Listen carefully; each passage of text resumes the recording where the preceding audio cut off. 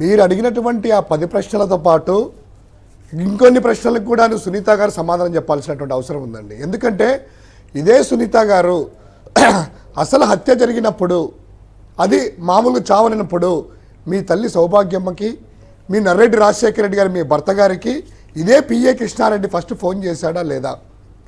తర్వాత అదే కృష్ణారెడ్డి గారికి, పిఏ కృష్ణారెడ్డి గారికి నీ భర్త నర్రెడ్డి రాజశేఖర్ గారు, అయ్యా ఒక ఫోన్ ఉందన్నారు, ఫోన్ వచ్చేసి ఎత్తిపెట్టు, తర్వాత లెటర్ అనేటువంటిది ఉందంటే లెటర్ కూడా నీతో పెట్టుకో, ఎవరికి ఇవ్వద్దు అనేటువంటి మాటలు అవునా కాదా? మూడవది, ఇదే మీ బావైనటువంటి నర్రెడ్డి శివప్రకాష్ రెడ్డి గారికి పిఏ కృష్ణారెడ్డి గారు ఫోన్ చేసిన తర్వాత అదే శివప్రకాష్ రెడ్డి, నర్రెడ్డి శివప్రకాష్ రెడ్డి గారు మీ బావగారు ఆదినారాయణ రెడ్డి, అప్పుడు మంత్రిగా ఉన్నటువంటి ఆదినారాయణ రెడ్డికి ఇలా ఫోన్ చేసేసి మా బావగారు చనిపోయారు గుండెపోటుతో అని మీరు చెప్పారా లేదా? అదే గుండెపోటుతో చనిపోయారనేటువంటిది ఆదినారాయణ రెడ్డి గారు ఈ యొక్క TV9తో కానీ మిగతా ఛానల్స్తో ప్రెస్తో మాట్లాడుతూ నేను కాల్ రిసీవ్ చేసుకున్నాను, వివేకానంద రెడ్డి గారు పెద్ద బావమరిది సునీత బావగారు శివప్రకాష్ రెడ్డి గారు నాకు ఫోన్ చేశారు, గుండెపోటుతో చనిపోయారు అనేటువంటిది శివప్రకాష్ చెప్పారా లేదా? దీనికి మీరు సమాధానం చెప్పాలి. మూడవది, ఆ లెటర్ ఏమైంది? లెటర్ ఎందుకు మీరు వచ్చేంత వరకు ఎందుకు దాచుకున్నారు? మీరు వచ్చేంత వరకు పోలీసులకు ఎందుకు ఫోన్ దాచిపెట్టమన్నారు? ఫోన్ వచ్చిన తర్వాత నీ భర్త నర్రెడ్డి రాజశేఖర రెడ్డి గారు అవుట్ గోయింగ్ కాల్స్, మెసేజ్లు ఎందుకు డిలీట్ చేశారు? ఎవరెవరు చేశారు? ఎందుకు జగన్మోహన్ రెడ్డి గారు వచ్చిన తర్వాత ఏదో ఫోన్ ఉందంట కదా, లెటర్ ఉందంటే కదా అని అప్పుడు ప్రతిపక్ష నాయకుడి గారు అడిగితే అవునని అప్పుడు ఎందుకు బయటపెట్టారు? ఇంకోటి సార్, ఇదే దస్తగిరి బెయిల్కి తను ఏ నేరం చేయలేదనేసి ప్రీ బెయిల్కి అప్లై చేసినప్పుడు మీరు ఎందుకు అడ్డుకోలేదు? తర్వాత బెయిల్ వచ్చిన తర్వాత అప్రూవల్గా మారిన తర్వాత మీరు దాన్ని ఎలా మెస్సీ గ్రౌండ్స్ కింద ఎలా యాక్సెప్ట్ చేస్తున్నారు? తర్వాత అదే దస్తగిరి మీ నాన్నగారి కిరాతకంగా చంపాను, గొడ్డలు తీసుకొని ఇక్కడ నరికాను, మర్మాంగాల మీద నరికాను అని పచ్చిగా ప్రెస్ మీట్ పెట్టి చెప్పినా కూడా ఆ దస్తగిరికి ఎందుకు మీ ఇంట్లో ఉన్నటువంటి బీబీ అనే పని మనిషి ద్వారా ఎందుకు దస్తగిరితో కాంటాక్ట్లో పెట్టారు? ఎందుకు దస్తగిరితో తరచూ మీ ఇంట్లో పనిచేస్తున్నటువంటి బీబీ ద్వారా రాయబారం నడిపి స్క్రిప్ట్ పంపించి ఎప్పుడు ఎలా మాట్లాడాలని ఎందుకు చెప్తున్నారు అనేటువంటిది చెప్పాలి.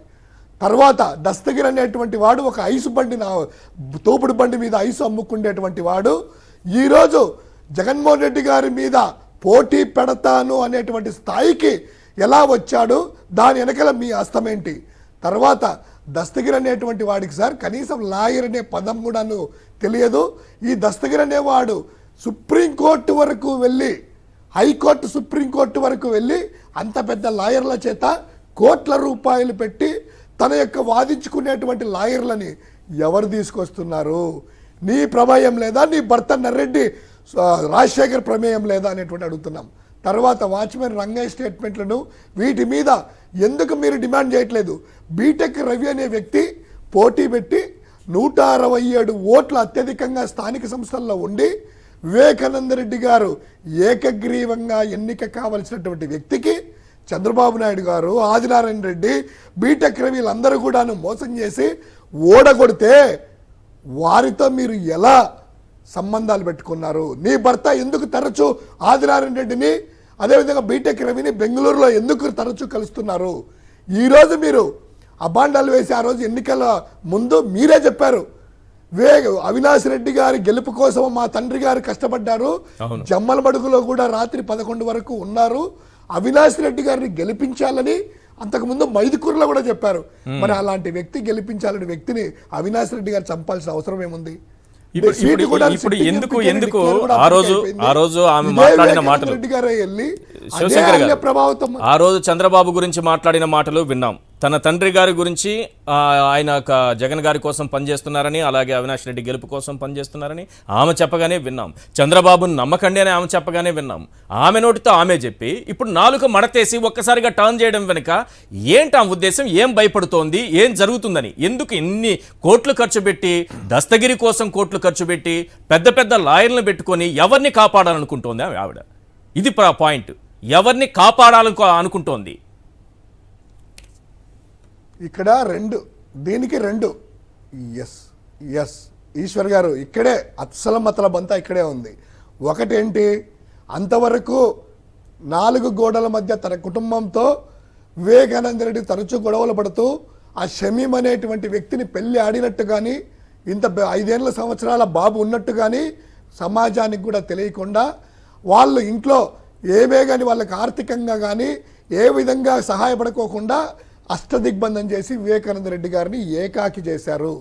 అది బయటికి వచ్చేసి తెలిసిపోయింది. ఈ రోజు వరకు మీరు గమనించారో లేదో, మా తండ్రి పెళ్లి చేసుకోలేదని కానీ, మా తండ్రికి ఒక కొడుకున్నాడు కానీ, ఒక ముస్లిం మహిళ షమీం అనేటువంటిది, ఆ విషయాలు పదే పదే ఛానళ్ళ ద్వారా వచ్చినా, సిబిఐ ఇన్వెస్టిగేషన్ వాళ్ళు అడిగినా ఎక్కడే కానీ సునీత గారు తెలివిగా బయట పెట్టలేదు.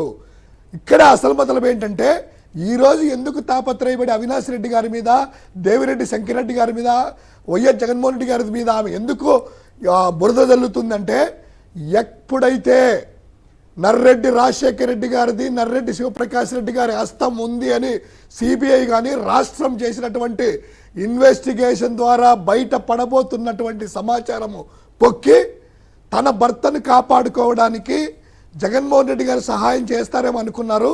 కానీ జగన్మోహన్ రెడ్డి గారు ధర్మం వైపు నిలబడతాడనేటువంటి తెలిసినటువంటి వ్యక్తి బాగా కాబట్టి అవినాష్ రెడ్డి గారి మీద ఆ నింద వేస్తే, అవినాష్ రెడ్డి గారి మీద వేస్తే తన భర్తను కాపాడుకోవచ్చు, రాజకీయంగా అవినాష్ రెడ్డి గారి కుటుంబాన్ని అడగదొక్కి తన భర్త నర్రెడ్డి రాజశేఖర రెడ్డి గారిని రాజకీయంగా తీసుకురావచ్చు, షమీంని కుటుంబాన్ని అంతం చేయొచ్చు అనేటువంటి 3 కోణాల్లో తెలివిగా చంద్రబాబు దర్శకత్వంలో, అదే మీరు అన్నట్టు ఇందాక ఒక ధన్యవాదాలు చెప్పారు కదా, ఆ ధన్యవాదాలు ఎవరైతే వాళ్ళ పేర్లు తీశారో, వైఎస్ కుటుంబాన్ని మొదటి నుంచి అడగదొక్కాలి, వైఎస్ కుటుంబాన్ని అంతం చేయాలనేటువంటితో పనిచేసిన చంద్రబాబు నాయుడట, లోకేష్ అట, పవన్ కళ్యాణ్, ఆ మహాసేన రాజేష్, వల్లరావయ్య, పట్టాభి గారు ఎవరు, వైఎస్ కుటుంబాన్ని, వైఎస్ తల్లిని, జగన్మోహన్ రెడ్డి గారిని తిట్టిన వాడిని, వీళ్ళకు ధన్యవాదాలు చెప్పినప్పుడే అసలు ఈ రోజు తన రాజకీయంగా తన భర్తను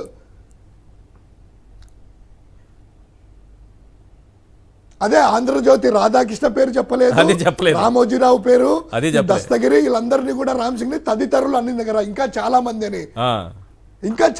అని చెప్పారు. కాబట్టి ఆ తదితరుల్లో ఇంకా అనేక మందిలో అక్కడ వేసుకుంది కోట. నెక్స్ట్ టైం చెప్తుంది ఒకటండి, కరెక్ట్ గా ఈ డ్రామా ఎప్పుడు వస్తుందంటే, ఇప్పుడు శంకరెడ్డి గారిది బెయిల్ పిటిషన్ వచ్చేసింది. ఎప్పుడైతే శంకరెడ్డి గారిది, భాస్కర్ రెడ్డి గారిది బెయిల్ పిటిషన్ వస్తుందో, ఏదో ఒకటి చిన్నది తీసుకొని వచ్చేసి ఎల్లో మీడియా అలా ముందుకు రావాలి, వాళ్ళ మీద వేయాలి, ఇలా అని తీసుకుంటుంది.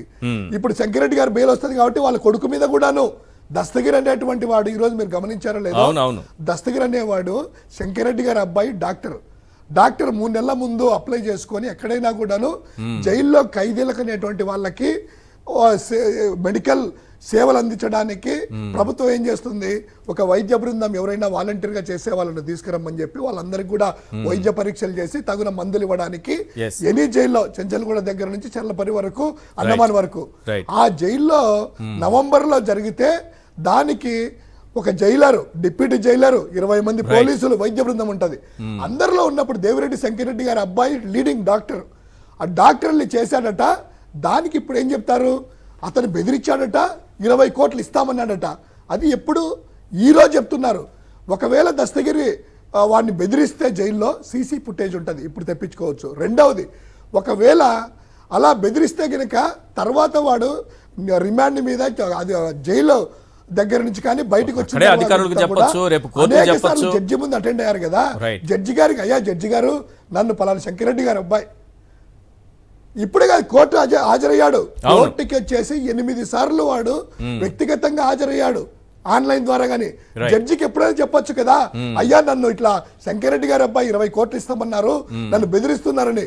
కానీ అవన్నీ చెప్పలేదు. ఈ రోజు సునీత గారు చిలక పలుకులు పలికిస్తుంటే ఆ చిలక పలుకుల ద్వారా ఏదో అవినాష్ రెడ్డి గారిని, భాస్కర్ రెడ్డి గారిని, శంకరెడ్డి గారిని, అదేవిధంగా జగన్ రెడ్డి గారిని చేయాలనేటువంటిది వీళ్ళకి ఆలోచన ఉంది కదా.